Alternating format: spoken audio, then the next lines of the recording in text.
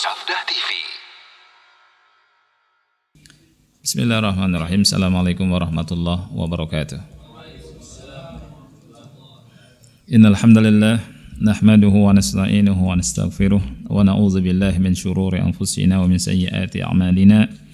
May yahdihillahu fala mudilla lahu wa may yudlil fala hadiya lahu. Ashhadu an la ilaha illallah wahdahu la syarika lahu wa ashhadu anna Muhammadan abduhu wa rasuluh. Ya ayyuhalladzina amanu taqullaha haqqa tuqatih wa la tamutunna illa wa antum muslimun. Ya ayyuhan nasu taqu rabbakumul ladzi khalaqakum min nafsin wahidah wa khalaqa minha zawjaha wa batha minhuma rijalan katsiran wa nisaa'a wattaqullaha alladzi tasaaluna bihi wal arham innallaha kana 'alaikum raqiba. Ya ayyuhalladzina amanu taqullaha wa qulu qawlan sadida yuslih lakum a'malakum wa yaghfir lakum dhunubakum wa may yuti'illaha wa rasulahu faqad faza fawzan 'azima. Amma ba'du fa inna asdaqal hadithi kitabullah wa khairal hadi hadi Muhammadin sallallahu alaihi wa ala alihi wasallam wa syarrul umuri muhdatsatuha fa inna kulla muhdatsatin bid'ah wa kulla bid'atin dhalalah wa kulla dhalalatin finnar. Bapak, ibu-ibu yang Allah muliakan, semoga Allah kasih keberkahan pada kita semua ya. Di pagi hari Rasulullah SAW mendoakan kita ya.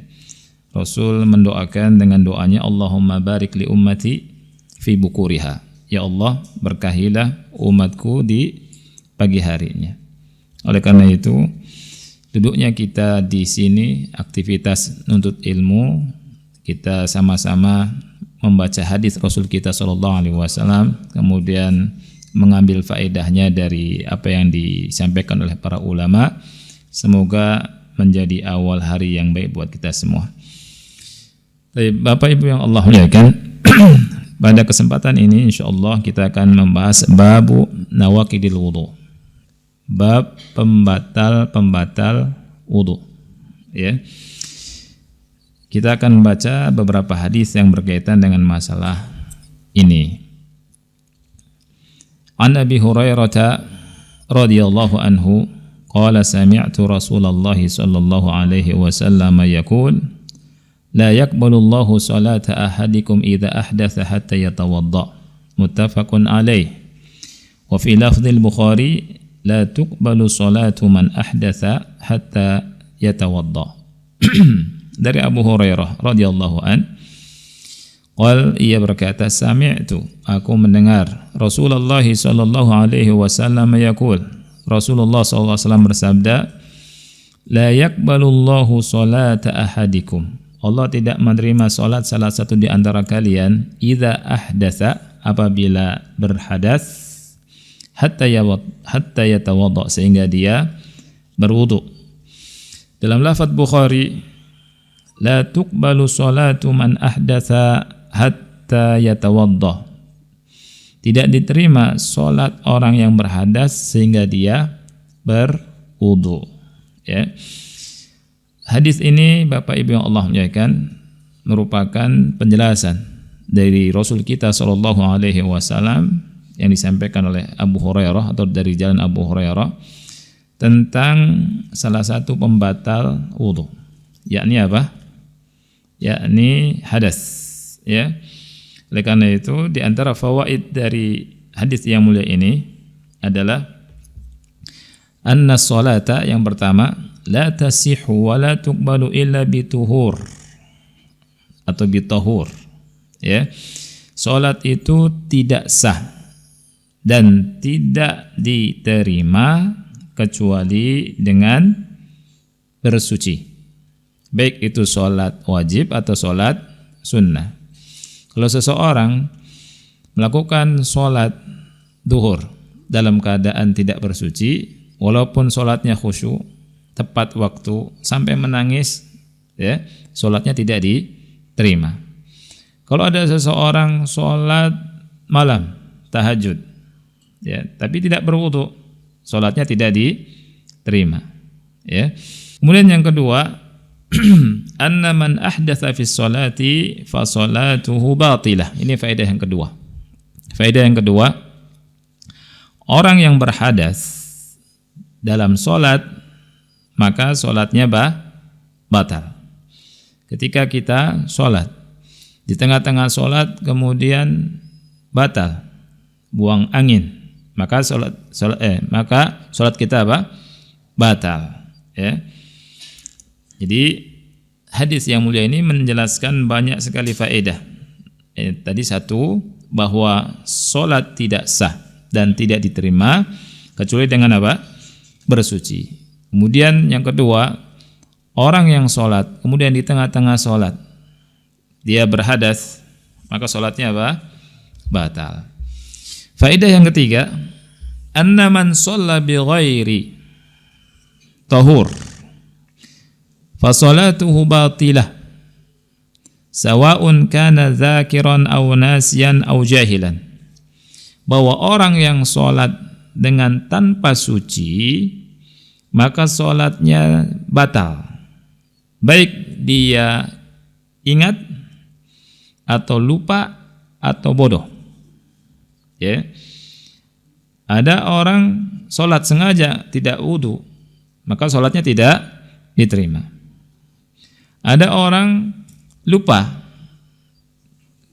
ya, sholat zuhur tapi lupa wudu, maka sholatnya tidak diterima. Ada orang jahil hukum tentang wudu, dia sholat saja, sah tidak sholatnya? Tidak diterima. Ya, ini wudu penting sekali.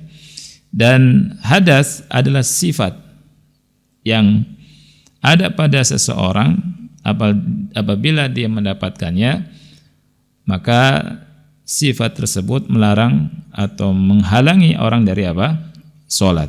Ya.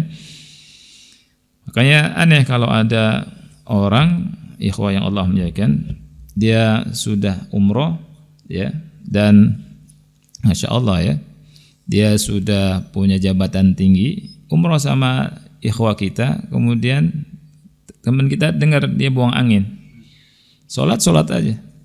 Kemudian ketika ditegur, Pak, tadi kan bukannya buang angin, dengar, emang kentut itu batalkan sholat, batalkan wudu. Nah itu, ya, ini masih ada yang nggak ngerti seperti ini, ya. Kemudian yang keempat, faedah yang keempat, annal wudu la yajibu likulli sholah. Wudu tidak wajib untuk setiap sholat. Seandainya salah satu di antara kita sholat maghrib, kemudian duduk di masjid sampai isya, tidak batal, maka boleh langsung sholat isya dengan wudu maghrib. Ya. Begitu juga kalau misalkan salah satu di antara kita sholat maghrib di masjid, kemudian pulang ke rumah, makan minum batalkan wudu? Tidak. Kecuali makan daging onta, nanti kita bahas insyaallah. Ya. Kemudian sikat gigi atau kumur-kumur, pergi lagi ke masjid dengan wudu maghrib, maka boleh. Tapi gimana kalau kita mau wudu lagi? Jawabannya boleh, dan itu sunnah. Namanya tajdidul wudu, memperbaharui wudu. Ya, tapi tidak wajib. Tapi boleh.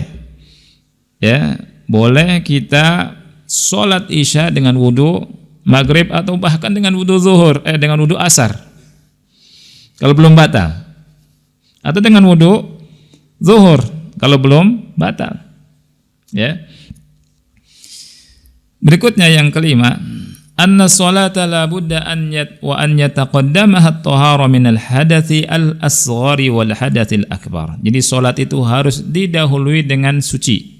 Suci dari hadas kecil dan dari hadas besar. Ya. Jadi hadas itu ada dua kan? Hadas kecil, hadas besar. Mensucikan diri dari hadas kecil dengan berwudu.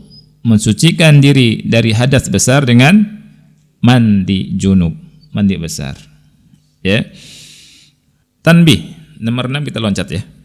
Tanbih ini catatan. At-ta'bir, ini penting sekali catatannya. At-ta'bir bi anna nafyal qabul nafyun lis-sihhati muawwalun li'anna al-qabula min natijatil jaza' was-sihhata min natijatil amali haitsu inna kulla maqbulin sahihun wa laysa kullu sahihan maqbulan. Maksudnya dengan lan ya, karena dia khobar dari laisa.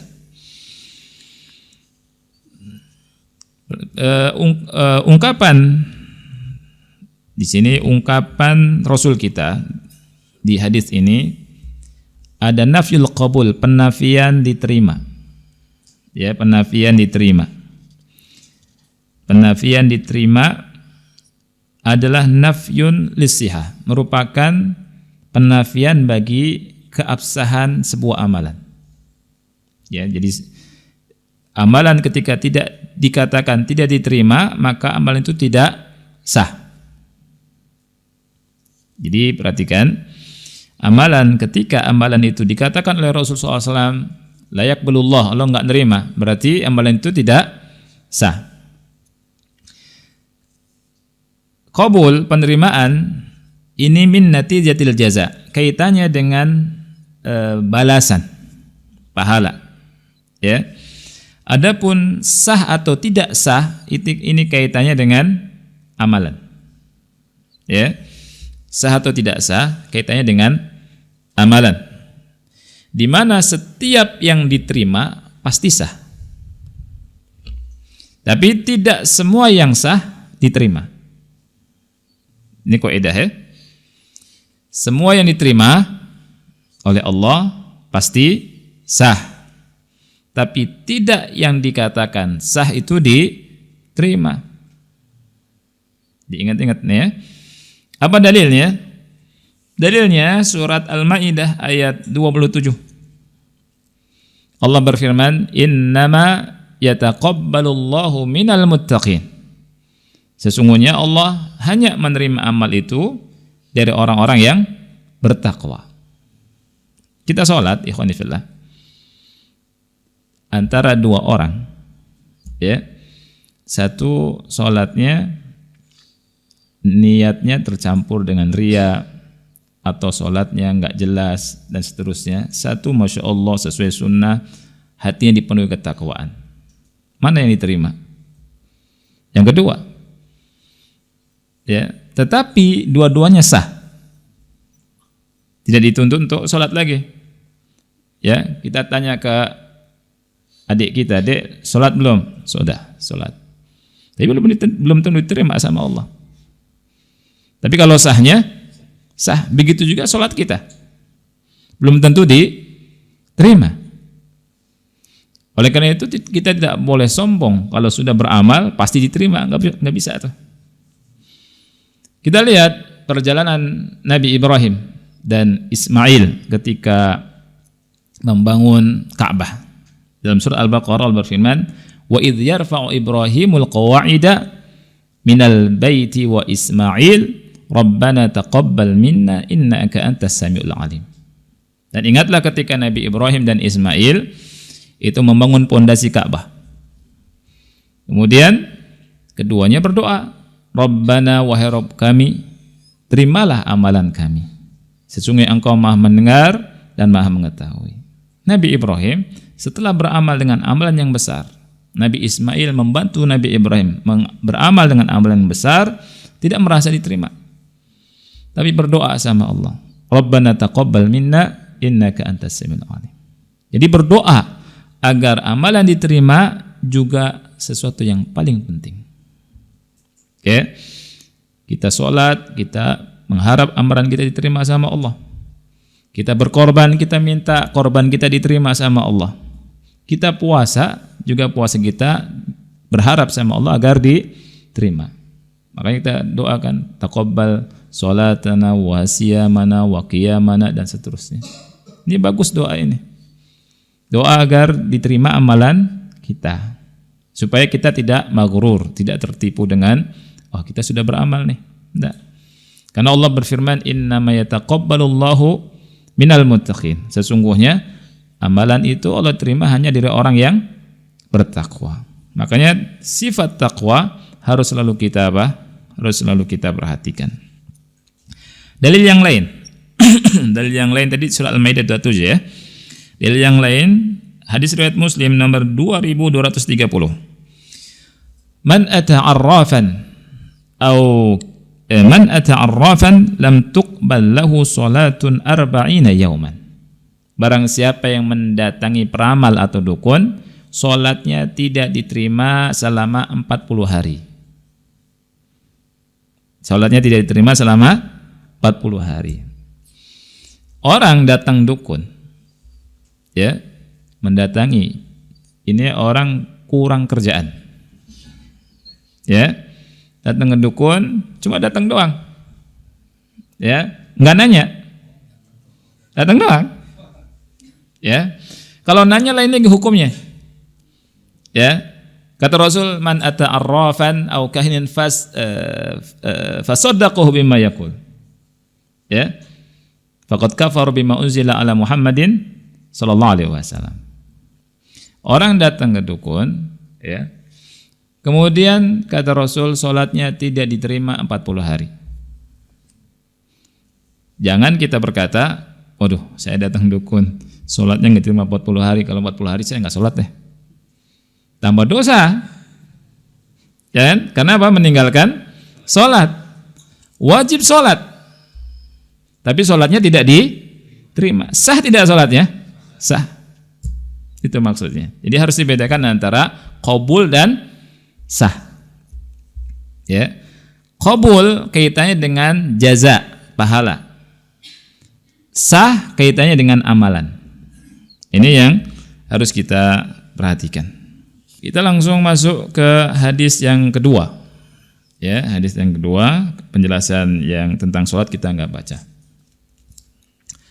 An Abbad ibn Tamim an ammihi Abdullah ibn Zaid ibn Asim al-Mazini qala syukiya ila an-nabi sallallahu alaihi wasallam ar-rajulu yukhayyalu ilaihi annahu yajidu syai'a fi shalah faqala la yansarif hatta yasma'a sawtan aw yajida rihan muttafaqun alaih. Dari Abbad bin Tamim an ammihi, dari pamannya yang bernama Abdullah bin Zaid bin Asim al-Mazini, ia berkata syukiya ilan Nabi sallallahu alaihi wasallam, ya, dilaporkan. Syukiya itu artinya dihabarkan kepada Nabi sallallahu alaihi wasallam, ar-rajulu, ada seorang laki-laki, yukhayyalu ilaihi, yang dikhayalkan. Artinya dikhayalkan di sini yazunnu, dia punya zon, dia punya zon. Zon itu apa? Prasangka, ya. Annahu yajidu syai'a fi shalah, bahwa dia mendapati sesuatu dalam salat. Maksud mendapati sesuatu dalam salat itu, kata ulama, maksudnya dia mendapati ada hadas atau tidak hadas dalam salat, ya. Nah, ini dia merasa ada gerakan angin dari duburnya, ya. Dia merasa ada gerakan angin dari duburnya. Ini penjelasan dari ulama. Faqal, Rasul sallallahu alaihi wasallam bersabda, la yansarif. Maksud la yansarif itu jangan putuskan salatnya hatta yasma'a sautan aw yajida rihan, sehingga dia mendengar suara atau mencium bau. Muttafaqun alaihi, hadis riwayat Bukhari dan Muslim. Nah, Bapak Ibu yang Allah muliakan, hadis ini menceritakan kepada kita tentang pembatal yang lain dari pembatal sholat, ya. Yakni apa? Bukan pembatal yang lain, maaf. Pembatal angin. Pembatal apa? Angin. Pembatal angin alias kentut, ya. Kalau seseorang yakin keluar angin, dia yakin merasa keluar, ya, maka batal sholatnya. Ketika mau sholat maka harus wudu. Ya. Tapi kalau ragu, ini hadisnya. Kalau ragu pas sholat, aduh tadi keluar enggak ya gitu. Kalau bahasa Sunda asa-asa keluar nih. Kayak keluar kayak enggak. Tapi enggak yakin. Ini namanya apa? Zan. Subhanallah. Rasulullah SAW menjelaskan sampai segininya. Menghilangkan yang namanya apa? Was-was. Ya. Menghilangkan yang namanya was-was. Oleh karena itu kita baca faedahnya. Di hadis ini ada faedah annal asl baqa'u makan ala makan. Ini cabang dari kaidah al-yakin la yazulu bisyak. Ada kaidah apa? Al-yakin la yazulu bisyak. Keyakinan itu tidak bisa hilang, tidak bisa dibatalkan karena keraguan. Ini kaidah ikhwani fillah masuk dalam semua bab fikih. Dan ini kaidah hendaknya harus kita hafalkan. Al-yakin la yazulu bisyak. Yakin tidak batal karena apa? Keraguan. Ini masuk dalam semua bab masalah fikih. Dalam masalah taharah. Orang sholat, hukum asalnya suci atau tidak suci? Sudah wudhu nih, langsung sholat. Suci kan? Kemudian ada keraguan, ana batal tidak ya? Aduh, kayaknya ada angin tadi. Kalimat kayaknya belum yakin. Kalimat kayaknya belum yakin. Alhamdulillah nggak miskinnya ya. Kayaknya. Supaya nggak ngantuk. Ya. Kalimat kayaknya itu sudah nggak usah dianggap. Ya. Kaidahnya apa? Al-yaqinu la yazulu bisyak. Keyakinan tidak batal karena apa? Keraguan. Atau keraguan tidak membatalkan keyakinan. Ini kaidah kita pegang dalam semua bab. Dalam semua masalah. Ya. Di sini Rasulullah SAW ketika dikabarkan, ya Rasul ada orang lagi sholat, dia ngira kayaknya ada angin yang keluar. Rasul langsung potong. La yansarif, jangan batalkan sholatnya. Karena dia yakin di atas apa? Suci. Masih ragu ini. Hatta yasma'a sautan au yajidarihan. Sampai dia dengar suara kentut atau mencium bau. Ketika dengar suara, yakin tidak? Yakin sama yakin. Oh, batal. Awalnya bersuci. Ana dalam keadaan suci nih. Kemudian dengar suara kentut pas sholat. Bahkan tetangganya juga dengar.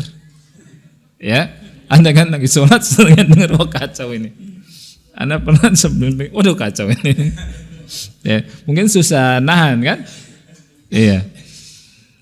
Itu yakin, berarti batal. Yakin ketemu, yakin batal.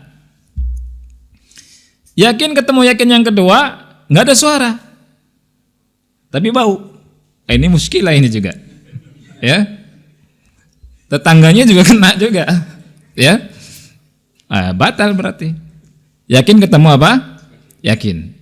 Tapi kalau yakin ketemu zan nggak dianggap. Ambil yakin. Oleh ini kaidahnya al-yakin la yazulu bisyak. Keyakinan tidak dibatalkan dengan namanya keraguan, dengan zan. Ya, dengan kayaknya. Saya kira. Kayak-kayaknya. Enggak yakin. Itu semua tidak dianggap dalam semua permasalahan. Contoh yang lain, dalam semua permasalahan. Siapa yang bisa ngasih contoh?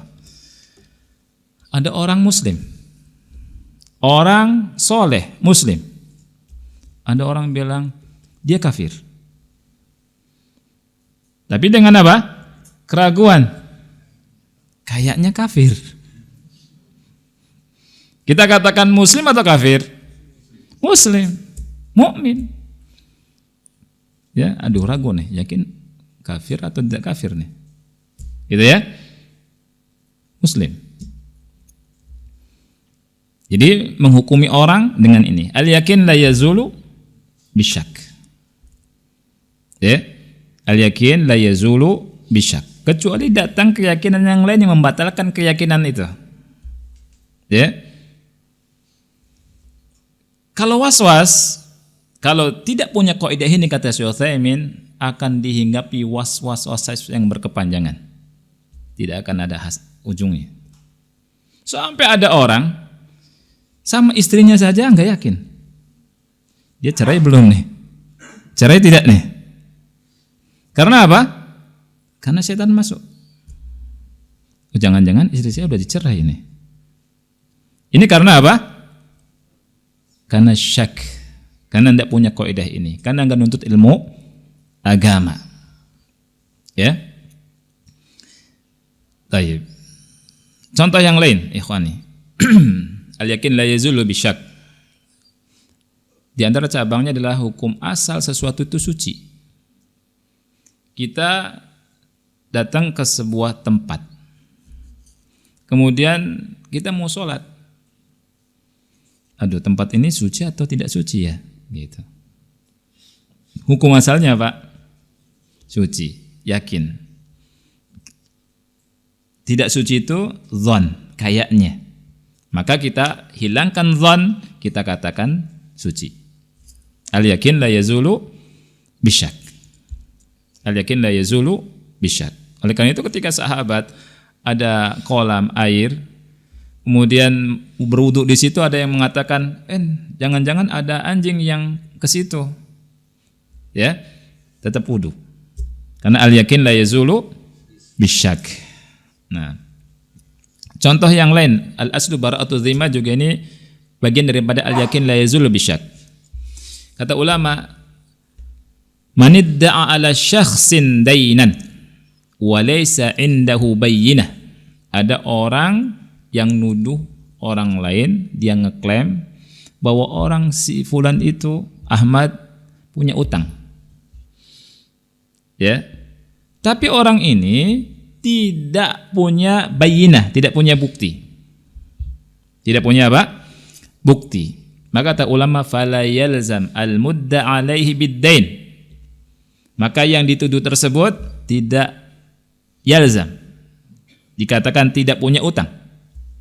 Karena hukum asal bara'atu zimmah, hukum asalnya. Kecuali kalau ada apa? Bayyinah, ada keterangan. Ini kaidah ikhwani fillah, kita pegang, dan ini kaidah yang sangat bermanfaat dalam semua bab permasalahan fikih.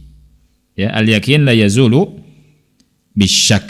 Keyakinan itu tidak hilang karena apa? Keraguan.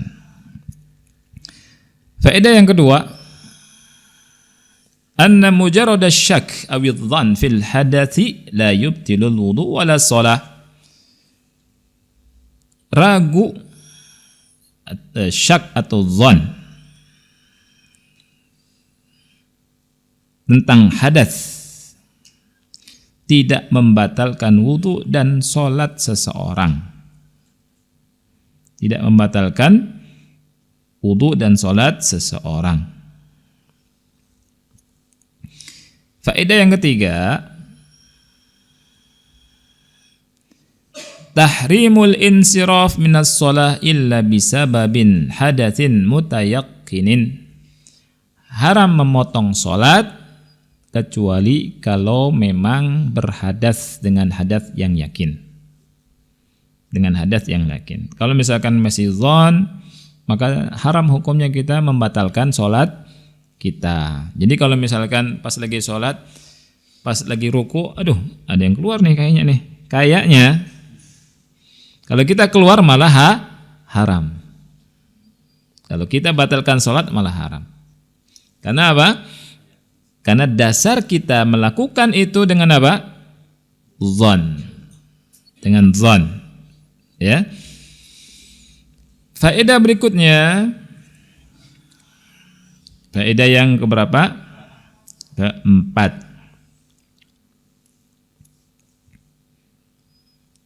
Isti'malul kinayat mimma yustahya minhu.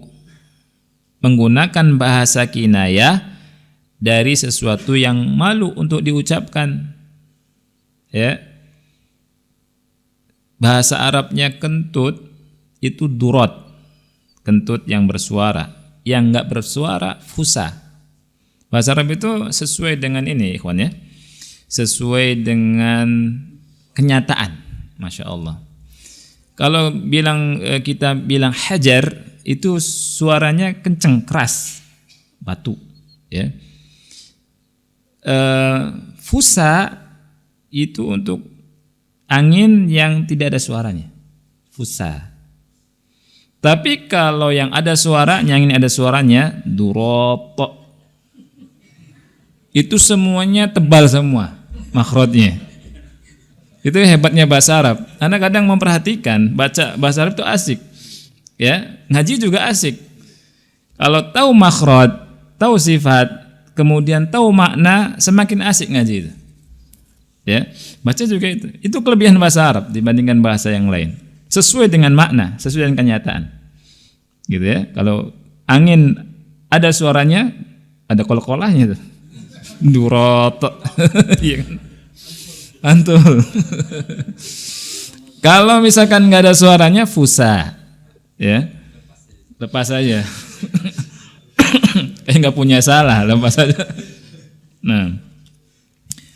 Jadi pakai bahasa kinayah, nggak dibilang kentut kan, tapi apa? Tidak dibilang durat, ya. Tapi sesuatu, sama Rasul bilang sesuatu, ya. Baik. Faedah yang kelima, anna ar-rihal kharij min ad-dubur naqidun lil wudu wa mubtilun lis shalah sawa'un bi sautin aw biduni sautin. Angin yang keluar dari dubur itu bisa membatalkan wudu dan salat, ya, membatalkan wudu dan membatalkan salat, baik yang bersuara atau yang tidak bersuara. Yang bersuara namanya apa tadi? Pakai dod, ro, alif, to. Itu kalau antum belajar makhraj, dod tebal, ro tebal, to-nya tebal juga. Iya kan? Nah, baik yang bersuara atau yang tidak bersuara. Yang ke-8, ke-6, di sini 8 berarti. Annal insan la yadkhulu sholata illa bituhurin mutayaqqin. Seseorang tidak masuk sholat kecuali didasari dengan suci yang yakin. Sebagaimana dia tidak keluar dari sholat kecuali dengan hadas yang yakin. Baik, kita lanjutkan. Ada permasalahan yang penting, ya, tentang masalah buang angin. Ya. Ada dua hadis yang seakan-akan bertentangan. Ya. Masalah tidur juga. Hadis yang pertama, an Ali radhiyallahu anhu qala Rasulullah sallallahu alaihi wasallam, dari Ali semoga Allah meridai beliau, Rasulullah sallallahu alaihi wasallam bersabda, al-ainu wika'us sah fa idza namat ustutliqal wika, rawahu Ahmad wa Ibnu Majah wa Daruqutni. Rasul berkata, mata itu adalah sumbatannya dubur. Kata Rasul, mata itu sumbatannya dubur. Apabila mata itu tidur, maka sumbatannya terbuka. Ustudliqa al-wika. Kemudian hadis yang lain dari Anas radhiyallahu an. Saya loncat hadis Muawiyah, saya tidak baca karena hampir sama dengan di sebelumnya kan. Hadis yang kedua, hadis Anas radhiyallahu anhu qala kana ashabu Rasulillah sallallahu alaihi wasallam ala ahdihi yantadhiruna al-isya'a hatta takhfiqa ru'usuhum thumma yusalluna wa la yatawadda'un. Para sahabat Rasulullah SAW di masa beliau sallallahu alaihi wasallam, mereka menunggu salat Isya sampai kepala mereka menunduk atau mangut-mangut. Kayak orang tidur mangut-mangut gitu. Memang tidur seperti itu. Ya. Summa yusallun, kemudian mereka salat dan tidak wudu. Ini hadis, ya. Hadis yang pertama hasan, dihasankan oleh Albani rahimahullah. Hadis yang kedua sahih, riwayat Muslim dan yang lainnya. Ya. Nah, hadis ini seakan-akan bertentangan. Ya kan? Hadis Ali menjelaskan orang yang tidur itu membatalkan wudu. Ya tidak? Kata Imam Malik, kenapa tidur membatalkan wudu? Ya sama, karena orang yang tidur nggak punya akalnya nggak jalan. Ya, orang yang nggak berakal kan tidak sah wudunya.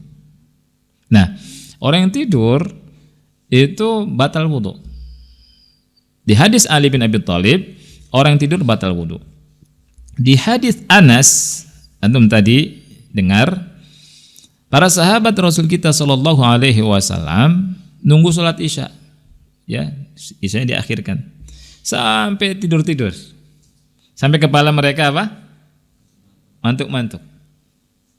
Nah, kan bertentangan dua hadis ini. Cara yang terbaik kita memahami dua hadis ini adalah dengan apa? Al-jama', menggabungkan.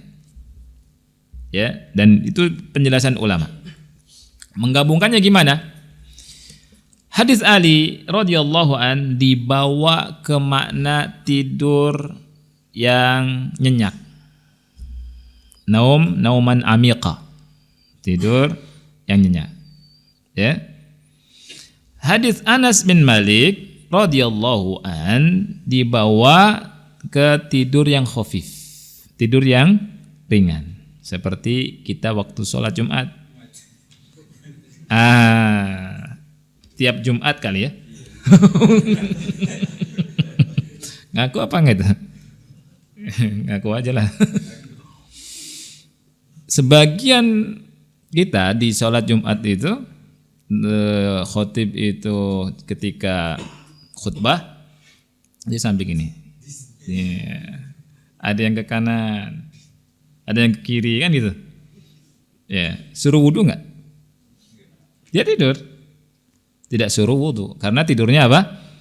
Khafif. Ya, ya, itu hadis Anas bin Malik.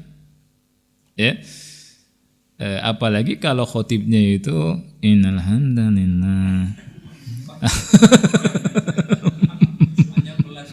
Sudah panjang pelan lagi, muskilah ya. Nah itu. Jadi khotib kan kenceng harusnya kan, ketika jadi khotib itu kenceng. Baik. Jadi penggabungan dua hadis ini, kalau hadis Ali untuk apa? Tidur yang nyenyak. Kalau hadis Anas untuk tidur yang ringan. Ya, tidur yang ringan tidak membatalkan wudu. Tidur yang nyenyak membatalkan wudu. Ya. Hadis berikutnya. An Talq bin Ali radhiyallahu anhu qala, dari Talq bin Ali. Ini perhatikan hadis Talq bin Ali ma'rufnya. Ya, hadis siapa? Talq bin Ali. Sa'ala rajulun Rasulullah sallallahu alaihi wasallam ayatawaddau ahaduna idza massa dzakarahu?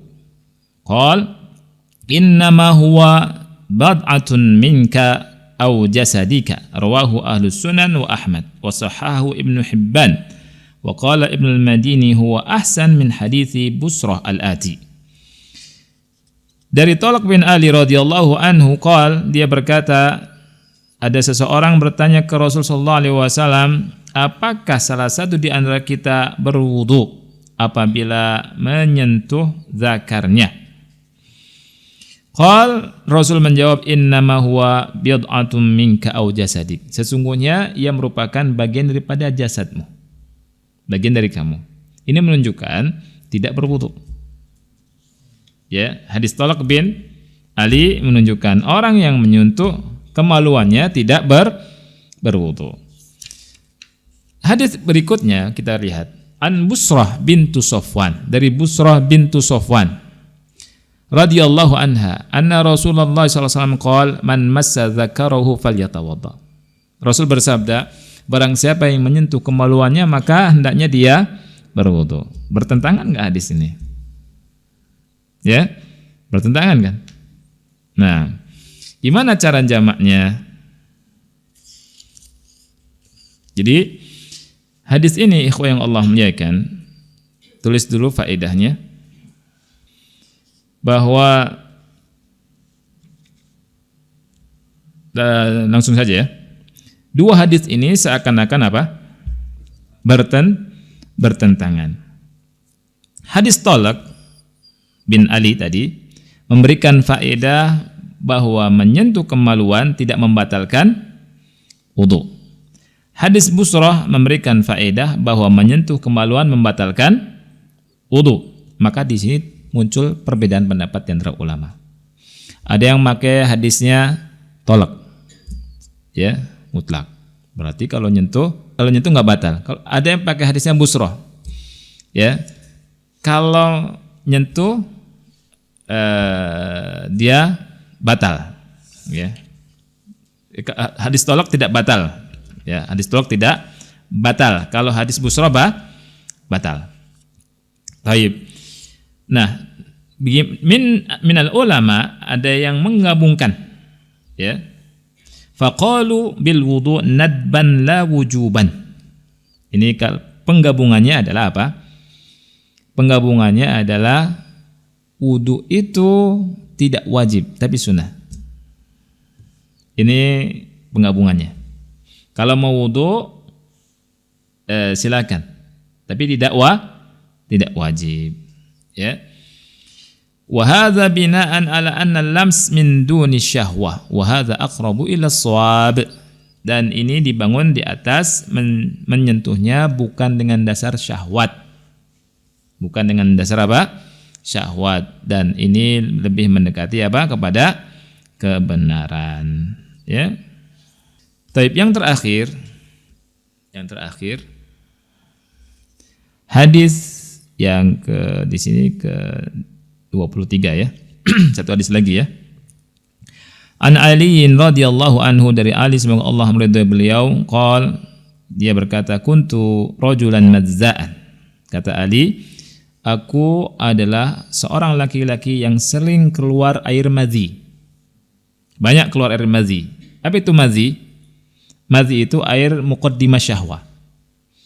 Yang keluar dari kemaluan ada 4 air. Air mani, air wadi, air madhi, air baul. Saya tulis ya.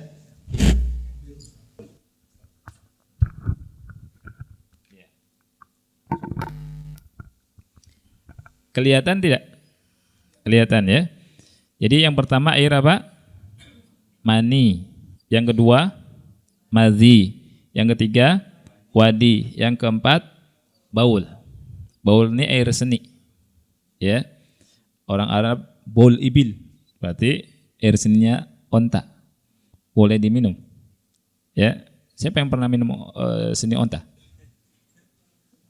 Masya Allah. Luar biasa. Enak. Tawar. Ajib. Masya Allah. Nah. Baik. Nah, hukumnya kalau mani suci. 3 ini najis. Ya. Tapi ada bedanya najisnya. Kalau najisnya madhi, najisnya mukhaf fa. Ya. Kalau wadi sama baul, najisnya apa? Mutawasito.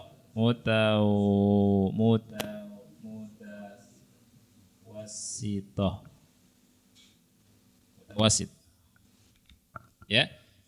Apa bedanya itu? Perhatikan, air mani suci. Air mani suci. Ya. Air madhi muqaddimah syahwah. Kalau air mani itu ma'ruf ya. Dia airnya warnanya butek. Ya. Kalau madhi jernih. Ya. Dia awal syahwat. Kemudian kalau wadi biasanya habis kencing itu keluar air keruh ya. Kadang orang sakit atau kadang kedinginan itu keluar air wadi. Ini wadi. Ya, setelah kencing biasanya. Ya. Baul ma'ruf. Baul ini ma'ruf. Air seni. Nah, ini suci. Ini semua apa? Najis. Tapi kalau madhi, najisnya apa? Mukhafafah. Kalau wadi dan baul, tawasithah. Maksudnya apa mukhafafah itu? Mukhafafah itu maksudnya ringan. Cara bersucinya juga ringan. Orang yang bajunya, celananya terkena air madhi, itu cukup dipercikan saja. Percikan dia kali. Selesai sudah. Ya.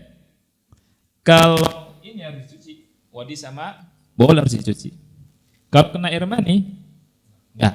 Karena dia apa? Suci. Ya. Nah, ada perkataan siapa namanya? Perkataan Al-Imam Abu Hanifah. Dia pernah bilang gini. Lau kana ad-dinu bir-ra'yi, kalau seandainya agama dibangun di atas akal, la qultu bi wujubil ghusli minal baul wala bi wujubil ghusli minal mani. Kalau seandainya agama dibangun di atas akal, saya akan berkata setiap kencing, habis kencing, buang air seni, mandi wajib. Kalau setelah keluar air mani enggak mandi wajib. Ini kata Abu Hanifah kalau agama dibangun di atas akal. Ketika ditanya kenapa? Karena air mani suci. Walaupun tidak diikhtilaf. Ya. Kalau air seni sepakat ulama mengatakan najis. Ya. Loh, yang najis kan lebih berat, mestinya mandi. Kalau pakai apa? Akal. Tapi Allah Maha Pemurah. Allah Subhanahu wa taala tidak mewajibkan kita mandi setelah buang air seni. Ya, coba antum bayangkan setiap buang air seni mandi. Qabla subuh mandi, ba'da subuh mandi, ya. Ya, duha mandi, qabla zuhur mandi, ba'da zuhur mandi, ya kan? Asar mandi, malam mandi berapa kali? Atau sekali aja. Mau salat malam mandi. Ya. Ini repot, dan wanita yang paling repot karena rambutnya panjang, ya enggak? Iya. Baik. Nah, kita lanjutkan. Ali radhiyallahu an, Ali itu siapa? Ali itu sepupu Nabi Muhammad sallallahu alaihi wasallam, anak paman, ya. Kata beliau, kuntu rajulan madza'an.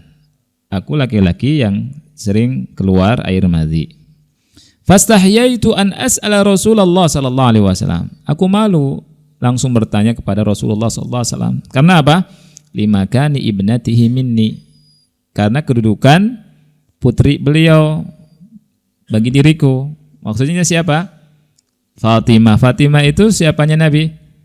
Anaknya Nabi. Siapanya Ali? Istrinya Ali radhiyallahu an. Jadi sepupuan kalau punya anak bisa dinikahi anaknya, ya. Fa amartul Miqdad ibn al-Aswad. Maka aku nyuruh Miqdad bin Aswad an yas'al, untuk bertanya. Fa sa'alahu, kemudian ia bertanya. Faqala, dan Nabi menjawab, yaksilu dzakarahu wa yatawadda. Hendaknya dia mencuci kemaluannya dan berwudu. Ya. Walil Bukhari, hadis Bukhari dikatakan tawadda waksil zakara. Berwuduklah dan cuci kemaluannya. Nah, ikhwah yang Allah muliakan, ini hadis menjelaskan tentang najis yang lain, yakni najis mukhafafah tadi apa? Madhi. Dan ini membatalkan wudu juga, ya. Ini yang kita bahas, dan ada tanbih sebenarnya tentang makan daging onta, ya. Jadi di sini dikatakan tanbih, ya, di antara yang membatalkan wudu hadis Jabir anna rajulan sa'ala Rasulullah, bahwa seseorang bertanya ke Rasul sallallahu alaihi wasallam, ana tawaddu'u min luhumil ghanam, wahai Rasulullah, apakah kita berwudu dari makan daging kambing? Rasul bilang, in syi'ta fatawadda wa in syi'ta fala tatawadda. Kalau mau wudu, kalau enggak mau enggak apa-apa, enggak wudu. Kemudian laki-laki itu bertanya, ana tawadda'u min luhumil ibil, apakah kita berwudu setelah makan daging onta? Rasul menjawab, na'am tawadda' min luhumil ibil. Berwudulah setelah makan daging onta, ya. Nah, ini hadis yang mulia ini menjelaskan tentang wajibnya berwudu setelah makan daging onta, ya. Karena apa? Karena hikmahnya itu kata Syekh Utsaimin rahimahullahu taala, itu onta itu tabiatnya apa? Syaitan. Tabiatnya syaitan. Ya. Dan syaitan itu suka marah. Dan marah itu diademkan dengan apa? Air wudu, ya. Ini di antara hikmah yang disebutkan oleh ulama tentang perbedaannya kenapa kalau daging kambing enggak wudu, kalau daging onta kita wudu. Wallahu a'lam bishawab. Wa sallallahu alaihi Muhammad wa ala alihi washabihi wa barak wasallam. Insyaallah pertemuan berikutnya kita bahas tentang adab hajat. Taib, ini saja barangkali yang bisa kita bahas, mudah-mudahan bermanfaat. Kita akhiri, subhanakallahumma bihamdika asyhadu an la ilaha illa anta astaghfiruka wa atubu ilaik. Assalamualaikum warahmatullahi wabarakatuh. Waalaikumsalam warahmatullahi wabarakatuh.